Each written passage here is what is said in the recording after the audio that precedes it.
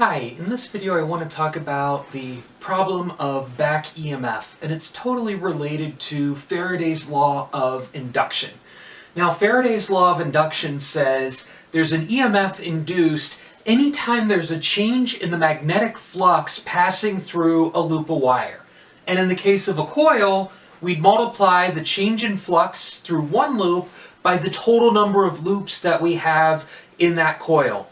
Well, the neat, cool, weird thing about this EMF is it's created even if the coil itself is what's causing the magnetic flux that we have in that coil.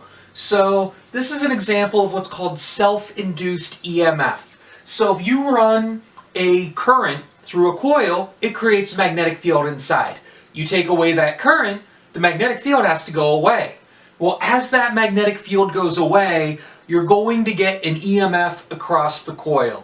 So, say that you make a 4 Tesla electromagnet with a diameter of 0.25 meters. And you've done that by winding 5,000 loops of wire around the space that you have. So if you take away that current, the magnetic field would drop to 0. So let's say that we do that in a quarter of a second, 0.25 seconds.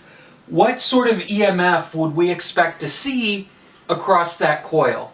Well, the flux would be the area of the coil, and since we have a diameter, it would be pi over 4 times the diameter squared, and we're going to approximate this as our average EMF that we get. Now, there's no guarantee it would be a direct linear change in magnetic field. It won't be, but the average EMF that we'd expect would just be our change in magnetic field, negative 4 Tesla, divided by our change in time, 0.25 seconds.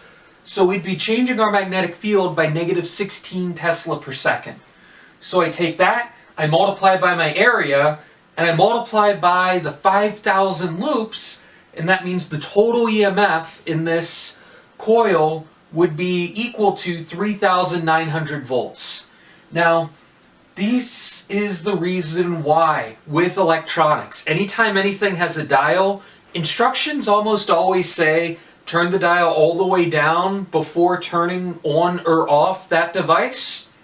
If you have a coil, you suddenly change the current going through it, you can produce some pretty dangerous back EMFs in that device, and that's the main reason why you want to use the dial, not just the switch.